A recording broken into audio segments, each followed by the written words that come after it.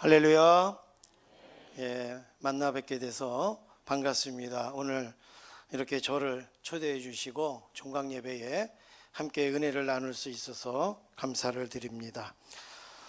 저는 지방 충청북도 제천시에 거기 살다가 지금 왔습니다. 저희들은 우유를 먹어도 저 지방 우유를 먹습니다.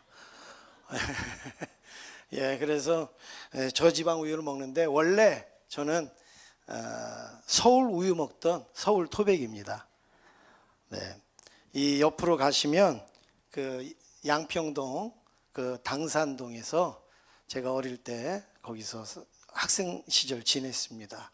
당산 초등학교, 당산 중학교 이렇게 졸업하고 거기 협성교회에서 제가 신앙생활을 열심히 했습니다. 목동 제일교회를 생각하면 떠오르는 게 있는데 제가 한 6학년 정도 됐을 때에 우리 그 교회 선생님하고 이 목동 제일교회 어떤 선생님하고 아셨나 봐요. 그래서 우리 아이들을 데려다가 축구 시합을 했습니다. 저기 오목교회에 와서 축구 시합을 했는데 혹시 그때 같이 축구 하셨던 분이 계시지 않을까? 그 생각을 제가 하면서 왔는데 어디가 이겼는지는 제가 잘 모르겠어요. 근데 하여튼 축구를 열심히 했었습니다. 그래서 오늘 목동제일교회 성도님들을 이렇게 만나 뵈니까 우리 목사님도 반갑지만 우리 여러분들도 찬양하시고 기도하시고 예배드리시는 모습이 얼마나 은혜스럽고 좋은지 모릅니다. 오늘 뭐 경배와 찬양도 그렇고 특송도 그렇고 전부 오늘 말씀에 다 맞추신 거예요? 그냥 하신 거예요? 맞추신 거예요? 그냥 하신 거예요? 근데 어떻게 이렇게 한결같이 은혜로 시작해서 은혜로 이렇게 말씀을 전할 수 있게 되는지 너무나 감사합니다. 지난번에 저희 노회에 구국기도회에 우리 목사님이 오셔서 소금을 두고 화목하라 하는 말씀으로 우리 청장년들한테 말씀 전해 주셨을 때 얼마나 많은 은혜 받고 도전을 받았는지 모릅니다. 그렇게 은혜를 받았는데 또 거기다가 사례비까지 그냥 놓고 오셨어요, 목사님이요. 그래서 그 청장년들이 그걸 들고 너무 감동이 돼서 저한테 달려왔어요. 목사님, 강사 목사님이 사례비 다 놓고 가셨어요. 그래서 얼마나 감사했는지.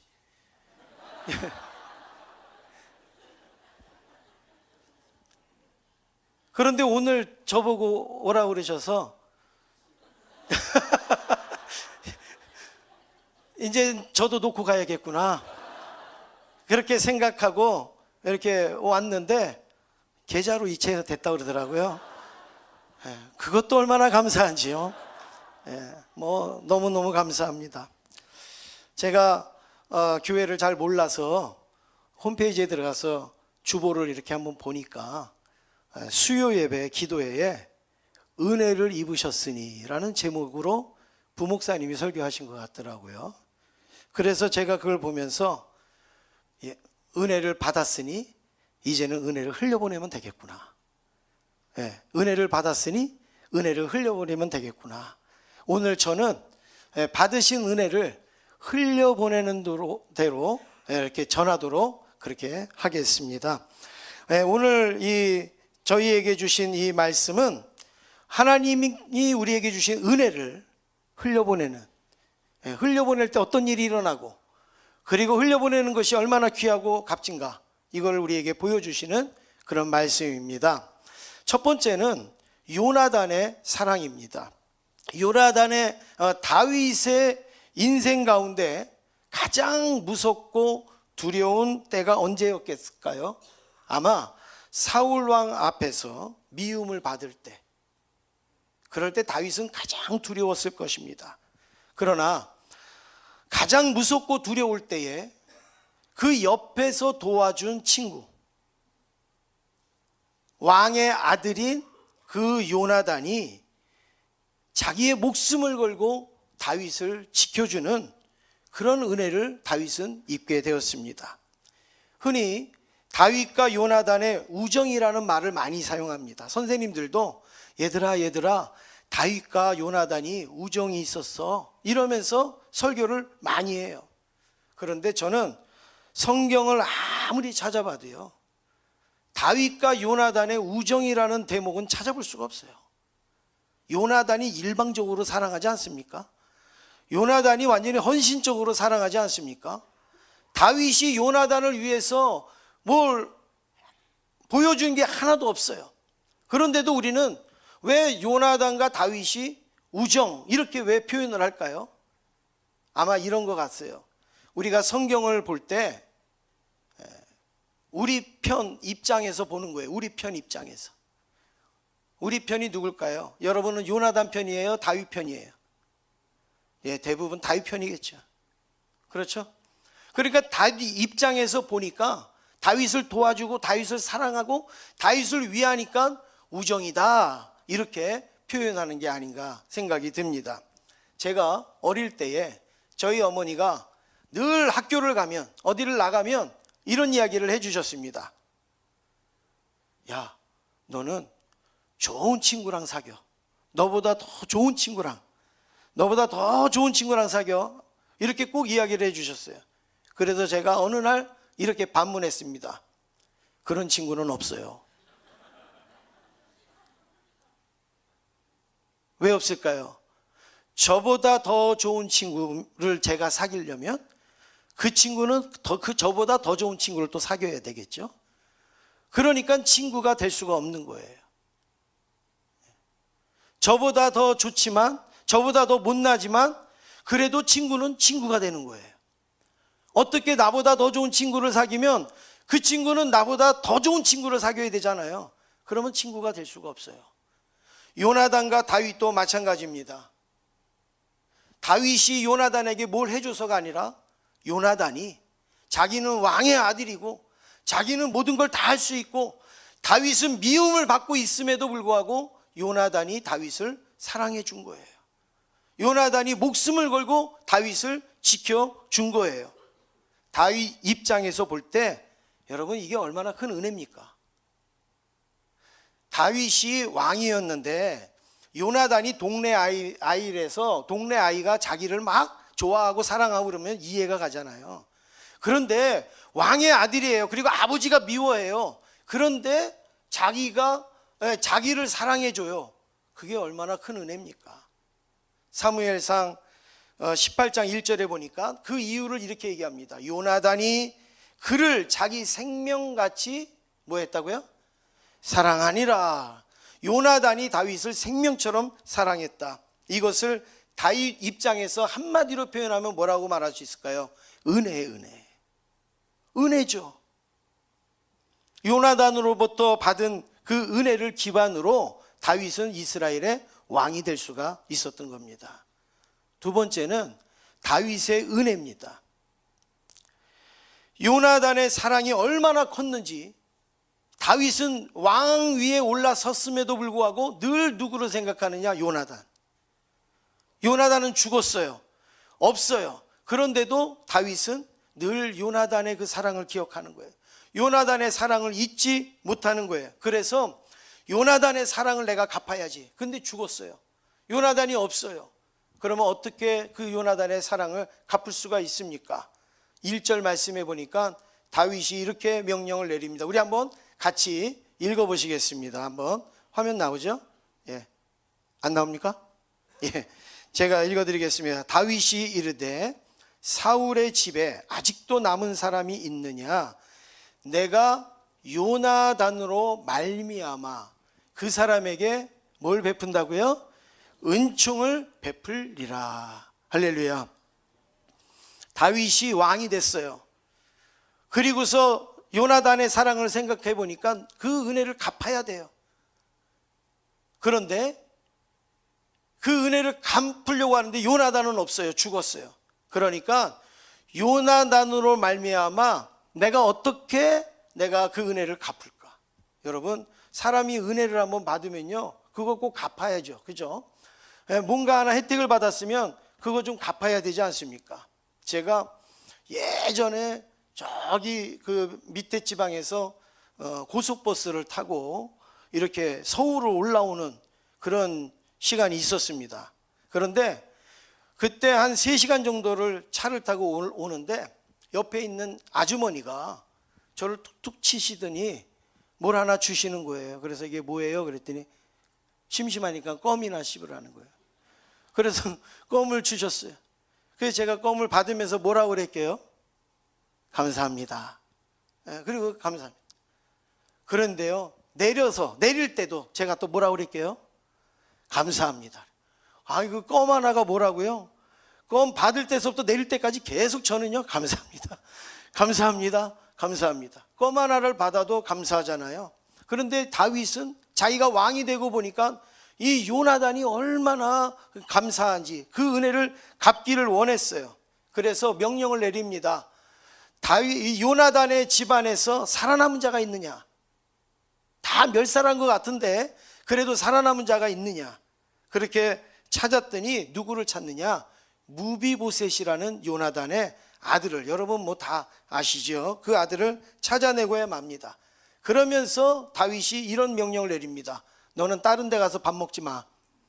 너는 항상 나하고 한 상에서 같이 밥을 먹어. 왕자처럼 대해 주시겠다라는 거예요. 왕자처럼 여기겠다라는 겁니다. 여러분, 무비보셋이 지금 이 다윗의 말을 들었을 때 여러분 한 단어로 느낄 수 있는 마음이 뭐예요? 은혜. 무비보셋이 뭘 했어요? 다윗에게? 아무것도 안 했어요. 그런데 다윗이 자기에게 왕자처럼 그렇게 은혜를 베풀고 있지 않습니까? 이렇게 무비보셋은 하루하루 은혜 속에서 살았습니다. 무비보셋이 다윗의 은혜를 받을 수 있는 무슨 자격이 있었지 않았어요. 조건도 없었어요. 이유도 없었습니다. 그냥 은혜. 은혜라는 단어는 이렇게 우리가 정의 내릴 수가 있습니다. 아무 자격 없는 자가 받은 놀라운 선물. 아무 자격도 없는데, 아무것도 한 게 없는데 내가 놀라운 선물을 받았어요. 그걸 우리는 은혜라 이렇게 말할 수가 있는데, 이 은혜가 얼마나 큰지 무비보셋이 우리 아까 찬양팀에서 고백한 것처럼 8절에 이렇게 고백합니다. 한번 우리 같이 읽겠습니다. 시작. 그라 절하여 이르되 이 종이 무엇이기에 왕께서 죽은 개 같은 나를 돌아보시나이까 하니라. 자기를 뭐라고 고백해요? 죽은 개 같은 나. 여러분, 개가 천하잖아요. 그런데 그것도 살아있는 개가 아니라 어떤 개요? 죽은 자기 자신을 그렇게 말을 하는 거예요. 죽은 개 같은 나를 돌아보시나이까. 다윗의 은혜가 너무 크니까 자기를 그렇게 고백하고 있는 거죠. 이것이 뭐예요? 다윗의 은혜입니다. 다윗의 은혜. 세 번째는 무비보셋의 헌신입니다. 다윗의 은혜로 하루하루 살아가던 이 무비보셋이 다윗을 위해서 뭘 할까? 내가 은혜를 받았는데, 죽은 개 같은 나를 돌아보는데 내가 다윗을 위해서 뭘 할까? 그런데 아무것도 할 수 없었어요. 왜냐하면 무비보셋은 두 다리를 다 절었어요. 여러분, 두 다리를 다 전다는 말이 뭐예요? 쩔룩거리지도 않는 거예요. 그냥 다 못 쓰는 거예요. 그냥 두 다리를 다 저니까 아무것도 할 게 없었습니다. 그런데 이 무비보셋처럼 다윗에게 헌신한 사람도 없었는데, 다윗이 압살롬의 반역으로 인하여서 막 도망을 다녔죠. 그렇게 도망을 다닐 때 무비보셋이 쫓아가고 싶었지만 쫓아갈 수 없었어요. 그래서 궁을 지키고 있는데 다윗이 압살롬을 제압하고 궁으로 다시 돌아왔을 때 무비보셋이 딱 앉아있는 모습을 볼 때 다윗이요 오해를 했어요. 다윗이 마음이 많이 상했어요.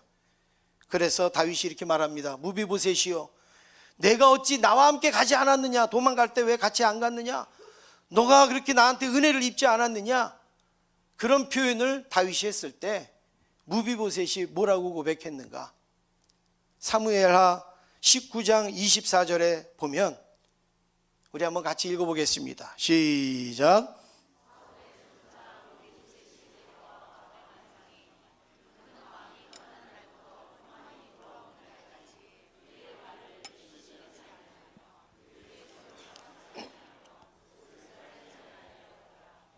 네, 무비보셋은 다윗을 위해서 같이 도망칠 수도 없었고 싸울 수도 없었어요. 다윗을 지킬 수도 없었어요. 오직 다윗이 돌아오기만을 기다렸습니다. 그런데 그 다윗이 돌아올 때까지 무슨 일을 했느냐? 자기를 위해서는 아무것도 하지 않았다는 거예요. 수염도 깎지 않고 옷 맵시도 내지 않고 자기를 위해서는 아무것도 안 했어요. 누구만 오기만을 기다렸어요? 다윗이 오기만을 이 무비보셋은 기다렸어요. 다윗이 그 모습을 보고 감동을 받습니다. 아무것도 한 거 없지만 나 하나를 위하여서, 자기를 위하여서 아무것도 하지 아니하고 자기를 기다려준 그 무비보셋이 할 수 있는 최고의 헌신이었어요. 최고의 헌신. 돈을 갖고 온 것도 아니에요. 자기를 위해서 싸운 것도 아니에요. 아무것도 안 했지만 무비보셋이 다윗을 위하여서 정말 뜨거운 헌신을 발휘하고 있는 겁니다. 저는 저희 교회에서도 우리 연세 많으신 분들이 이렇게 앞에 앉아 계세요.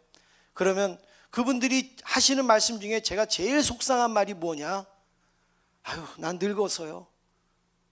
나는 뭐 아무것도 도움이 안 돼요. 예? 나는 있으나 마나요? 이런 말을요 그냥 해요. 그러면 제가 얼마나 속상한지 몰라요. 그래서 제가 말씀을 드립니다. 그 자리에 앉아서 무비보셋처럼 하나님을 사랑하고 하나님을 위해서 기도하고 교회를 위해서 기도하는 거, 그거보다 더 큰 헌신이 어디 있습니까? 여러분, 뭔가를 해야지 헌신하고 생각하십니까? 뭔가를 이루어야지 뭐 대단한 거라고 생각하십니까? 그렇지 않아요. 자기 자리에 앉아서 왕이 올 때까지 기다렸던 그 무비보셋, 하나님이 나에게 주신 거 건강하든 약하든 내가 그것 붙들고 하나님이 섬기는 거, 여러분 이것이 가장 귀하고 큰 은혜가 되는 줄로 믿습니다. 마지막으로 은혜는 흘러야 합니다. 지금까지 이제 말씀을 살펴본 결과 은혜 입은 자는 또 다른 은혜를 유발한다라는 사실을 우리가 알게 되었어요. 요나단의 사랑을 받은 다윗이 무비보셋을 사랑하게 됐고, 다윗의 사랑을 받은 무비보셋이 이제 그 다윗에게 헌신하고, 그리고 이 다윗에게 주어졌던 이 은혜가 오늘 이 목동 제1교회까지 흐르게 된 줄로 믿습니다. 16년 전에 제 아내는 만성 신부전증 판정을 받았습니다. 그래서 혈액투석을 하는 가운데에 이제 저희 교회 3층 상가 교회에 개척을 하게 됐습니다. 그래서 거기서 교회를 시작을 했는데요. 감사하게도 1년 만에, 개척한 지 1년 만에 뇌사자 이식을 받게 되어져서 이식을 받은 다음에 지금까지 15년 건강하게 은혜 가운데 잘 지내고 있습니다. 그래서 저는 늘 목회를 할 때 빚진 자의 심정으로 목회를 합니다. 누군가의 신장으로 제 아내가 빚졌잖아요. 마찬가지로 하나님이 주신 은혜에 그 빚진 자의 마음으로 내가 갚아야 된다, 또 내가 섬겨야 된다, 헌신해야 된다라는 그런 마음으로 이 교회를 이렇게 개척을 했는데, 저희 이 교회의 비전은 은혜의 축복이 흐르는 교회입니다. 은혜의 축복이 흐르는 교회. 에스겔서의 말씀이 배경입니다.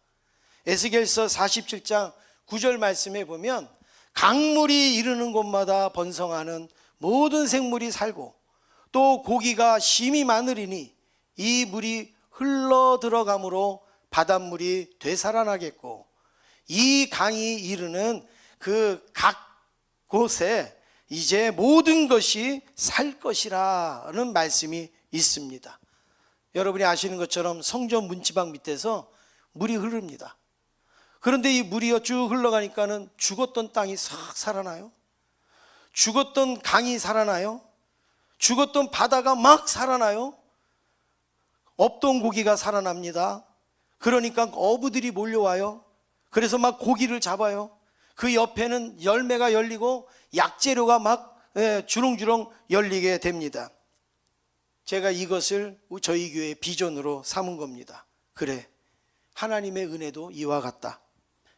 우리에게 구원받을 자격이 없지만 하나님이 우리에게 구원 주신 것이 은혜인데, 그 은혜는 하나님으로부터 주신 건데 그 은혜가 흐르는 곳마다 변화되는구나. 그 은혜가 흐르는 곳마다 살아나는구나. 그 은혜가 이르는 곳마다 놀라운 기적의 역사가 일어나는구나. 이 마음을 가지고 우리 제자교회가 이런 일을 감당해야 되겠다. 그래서 비전을 삼고 그 일을 하면서 교회에게 하나님이 은혜를 주시거든 가둬두지 아니하고 흘려보내자. 어떻게 해서든지 흘려보내자. 그래서 개척 첫 달서부터 그 재정의 10분의 1을 그 선교헌금으로 쓰기로 했어요. 그리고 또 재정의 또 10분의 1을 구제헌금으로 쓰기로 했어요. 처음에는 뭐 얼마 안 되잖아요. 개척 초기에니까. 그렇게 해서 저희가 첫 달서부터 선교하고 구제하기로 시작을 했는데, 하나님께서 지금까지 오는 동안에 얼마나 많은 은혜를 주셨는지 몰라요. 얼마나 많은 큰 축복을 주셨는지 몰라요.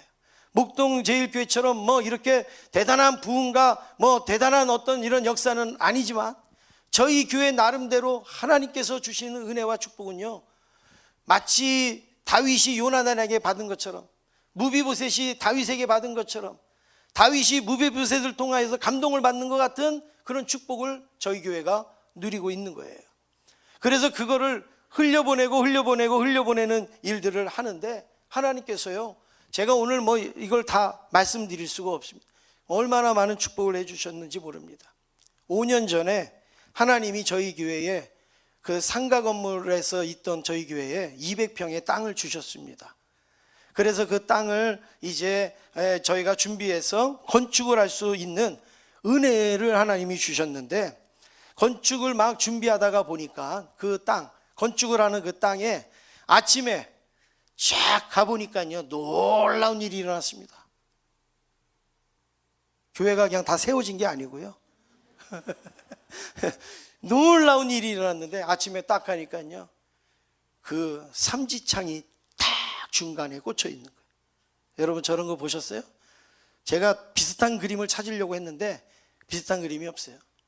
제 키만한 삼지창 있죠. 시뻘건 걸로 된 거. 그리고 막 이렇게 막 그 산적들이 갖고 다니는 칼 같은 거 있잖아요. 막 칼춤 추는 거. 그런 게요, 땅에 3개가 팍 꽂혀 있는 거예요. 누가 그랬겠습니까? 그래서 그거를 그냥 다 깨부셨어요. 그거를 다 깨부셨어요. 근데 알고 보니까 그 교회 땅 바로 옆에가 무당집이에요. 그 무당집 옆에다가 교회를 지으려고 하니까 얼마나 뭐 그렇겠어요. 그러니까 아침에 그것을 팍 꽂아놓은 거예요. 우리가 보란 듯이 막 그거를 막 찍어버렸거든요. 그랬는데 여러분, 땅 고르기를 이제 하면서 이제 저희들이 기도를 막 합니다. 저 뒤에 보이는 그 집이 무당집이에요. 그래서 저희가 땅 고르기를 하는데 그 집 때문에 교회가 이게 제대로 지어지지 못하는 거예요. 삐딱하게 지어야 되는 거예요. 그런데 어느 날 저 집에서 땅을 팔겠다고, 집을 팔겠다고 사라고, 그래서 얼른 샀습니다. 그래서 지금 저희 교회가 작지만 그래도 번듯하게 이렇게 교회를 지을 수가 있었습니다. 하나님이 저희 교회에 은혜를 주실 때마다 우리는 흘려보냈어요. 흘려보내려고 노력하고 어떻게 하면 흘려보낼까 그렇게 애를 씁니다. 하나님은 우리가 은혜를 흘려보낼 때 성도들의 가정을 살려주시더라고요. 우리가 은혜를 흘려보낼 때에 우리 지역을 살려주시고, 그리고 교회를 살려주시고, 그리고 세계 열방까지 섬길 수 있는 은혜를 허락하여 주셨습니다.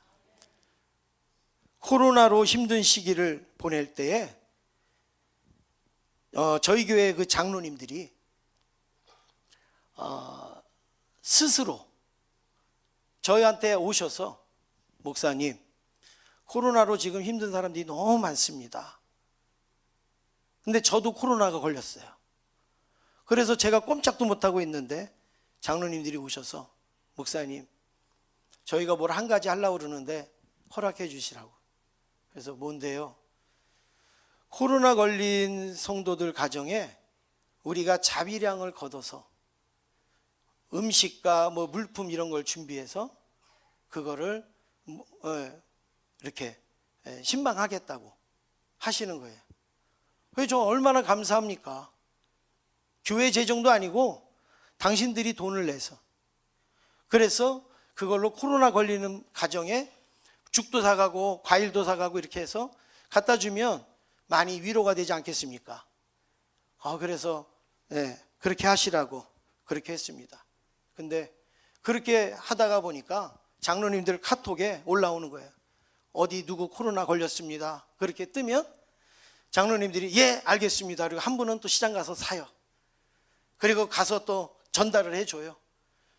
그리고 잘했다. 그리고 장로님들끼리 서로 칭찬하고 막 그러시는 거예요. 그래서 제가 너무너무 고맙고 감사하고 그렇게 했는데 나중에요, 그렇게 카운트를 해보니까 코로나 때 이렇게 장로님들이 찾아가신 분들이 100가정이 넘더라고요. 저희 교회는 100가정 큰 가정입니다. 100가정이 넘어요. 이 장로님들이 이렇게 하니까 감동이 되는 거잖아요. 그래서 성도들이요 얼마나 힘을 내고 그러는지. 제가 여기 와서 이게 지금 봤는데요, 저희 우리 교회 장로님들이 저 뒤에 와 계십니다. 제가 오늘 여기 온다는 이야기 듣고 거기 오셨나 봐요. 제가 딴 데 가나 하고서 오셨는지 뭐 그건 아니죠.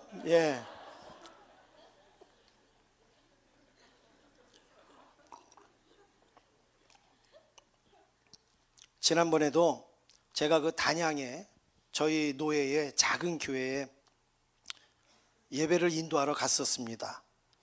갔는데 장로님들이 오신다는 거예요. 그래서 오지 마세요. 교회 돌보세요. 그리고서 제가 다 혼자 갔어요. 갔는데요, 교인이 한 30명 되는데 저쪽 뒤에가 조금 허전해요. 그래서 저 뒤에만 좀 차면은 참 좋겠다.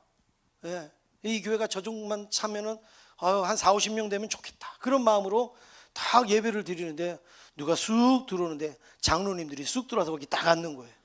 그러니까요 그득해 보이는 거예요. 장로님 5분이 와서 딱 앉으셨는데, 그래갖고 그때 그 성도들이요 제 말씀에 은혜 받은 게 아니라 그 장로님들 때문에 은혜를 받았어요. 와갖고 헌금 막 하고 막 이러시니까 얼마나 힘이 됐는지. 그때 그 맛을 아셔갖고 저기까지 또 오신 거예요. 너무너무 감사합니다. 제가 힘이 됩니다. 왜 그러는가? 여러분, 우리 장로님들이 다 바쁘신 분들이에요. 그런데 어떻게 할 수 있냐면 은혜를 흘려보내는 그 정신이 있으신 거예요. 하나님이 우리에게 주신 은혜 우리만 갖고 있지 말자는 거예요. 어떻게 해서든지 흘려보내자. 저희들은 당회를 하거나 교회에서 무슨 일을 하면 어떻게 흘려보낼까, 이거 계획 세워요. 이거 걱정해요. 많지는 않지만, 크지는 않지만. 이번 올해도 저희는 사랑방이라고 합니다. 목장을. 사랑방 분들이 1년 동안 드려진 모든 헌금을 이렇게 다 모아요. 그래서 우리는 그걸로 구제합니다. 구제. 그걸로 구제하는데 이번에는 어떻게 구제를 할까 하다가 지방에 아주 어려운 목사님들이 있어요. 노예에. 그래서 우리 장로님들이 목사님, 노예의 목사님들 좀 돌아보시죠. 그래서 지금 그 사랑방 헌금을 전부 그 목사님들 이제 이렇게 가서 돌보려고 지금 계획 중인데 아직 못 가고 있어요. 하나님이 주신 은혜, 하나님이 주신 축복, 그거 우리 거라고 가두는 게 아니라 어떻게 해요? 흘려보내는. 그런데 여러분, 놀라운 일이 있습니다. 코로나 때 다 성도가 줄었다 그러고 코로나 때 다 힘들었다 그러는데 저희 교회는 코로나 때 새 가족이 더 많이 들어왔어요. 할렐루야. 예. 제자교회 많이 왔어도 여러분 좀 축하해 주세요. 목동제일교회도 많이 왔겠지만 저희 제자교회 코로나 때요 더 많이 오셨어요. 그래서 우리가 놀래요. 우리가 아니, 코로나 때 마스크 쓰고 있던 사람들도 안 나오는 시대인데 저희 교회에 등록하러 오시는 거예요. 등록하러. 그리고 저희 교회 예배 드리러 오세요. 저희는 목숨 걸고 예배를 드렸습니다. 법을 무시하고 예배 드렸다는 게 아니에요. 법 테두리 안에서 목숨 걸고 예배를 드려요. 하나님의 은혜가 마르면 안 된다. 그래서 목숨 걸고 예배를 드리니까 하나님께서요 또 그런 성도들을 하나씩 보내주시는 거예요. 그러니까 저희들은 더 감사할 뿐이죠. 이제 말씀을 마치겠습니다. 저희 교회를 조금이라도 자랑하려고 제가 말씀드린 게 아니에요. 제가 뭐 자랑할 데가 없어서 목동제일교회 가서 자랑하겠습니까? 목사님도 훨씬 훌륭하시고 교회도 훨씬 크고 뭐 성도님들도 훨씬 멋있고 아름답고, 그런데 그게 아니라 하나님이 주신 은혜를 저는 소개하는 겁니다. 하나님이 주신 은혜를 요나단처럼 흘리고 다윗처럼 흘려보내고 무비보셋처럼 흘려보내고, 그러면 오늘 우리의 가정이 살고 사회가 살고 이르는 곳마다 흐르는 곳마다 머무르는 데마다 전부 다 변화의 역사가 있게 될 줄로 믿습니다. 사랑하는 성도 여러분, 은혜는 하나님이 주시는 줄로 믿습니다. 그런데 그 은혜를 흘려보내는 것은 우리를 통해서 흘려보내십니다. 저와 여러분이 쓰여지길 원합니다. 우리 목장 종강 예배로 드리신다고 하는데 너무 아름다워요. 너무너무 귀해요. 이제 여러분들이 종강은 하지만 이제 집으로 가셔서 또 직장으로 가셔서 사회에 가셔서 이 받은 은혜를 흘려보낼 걸 생각하니까요 너무 가슴이 벅차오르게 됩니다. 제가 말씀을 전하러 온 게 아니라 여러분을 통해서 제가 은혜를 입으러 왔어요. 제가 은혜 입은 것을 제천에 가서 또 흘려보내기를 원합니다. 여러분들도 말씀을 통하여서 기도를 통하여서 받은 은혜가 있습니까? 그거 내 것이라고 꽁꽁 싸매는 게 아니라 그것을 열심히 흘려보내시기를 간절히 원합니다. 제가 목동 제일교회를 목장을 잘 알지는 못하지만 분명한 것은 하나님이 여러 목장에게 큰 은혜를 주신 줄로 믿습니다. 그 은혜를 열심히 흘려보내시기를 간절히 원합니다. 목장에서 그 구역원으로, 그리고 목장에서 저 또 다른 목장으로, 또 목장들이 모여서 교회로, 교회에서 세계 열방으로 마음껏 흐르기를 원합니다. 아마 지금까지도 우리 교회에 주신 은혜가 열심히 흘렀겠지만 오늘 이후로 여러분 받은 은혜가 더 많이 흐르게 될 줄로 믿습니다. 하나님이 주시는 은혜를 제자교회가 샛강처럼 흐르게 했다면 목동제일교회는 큰 강으로 흘려보내실 수 있기를 간절히 원합니다. 믿음을 가지시길 바랍니다. 하나님의 은혜는 흐르는 데마다 변화가 됩니다. 하나님의 은혜는 이르는 곳마다 살아납니다. 하나님의 은혜는 가는 곳마다 역사와 기적이 나타날 줄로 믿습니다.